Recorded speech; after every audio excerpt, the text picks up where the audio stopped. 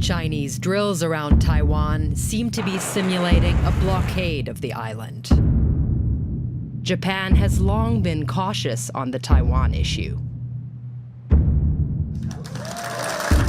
Enter Sanae Takaichi, Japan's first female prime minister. She's known for her nationalist views. She's gone viral for her accessories and her unconventional moves.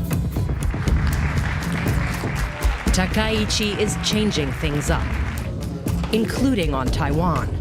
She said a Chinese attack on Taiwan could threaten Japan's very survival, and that could mean a Japanese military response. An unusually tough stance for Japan that helped her party win a landslide election victory. Japan is back. There is an appetite for clarity and for a firmer defense position for Japan, and that's something a decade or so ago that might have been a little bit more contested. Takaichi is boosting Japan's military capabilities. The country has just deployed long-range missiles.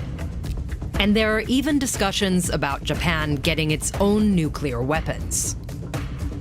Takaichi is rushing through a rise in defense spending, doubling it to 2% of Japanese GDP.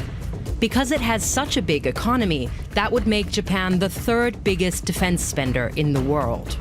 So in terms of scale, this is a significant signal that Japan is investing in that hard power area. This is Sheila Smith. She's an expert on Japanese foreign policy and the author of the book Japan Rearmed.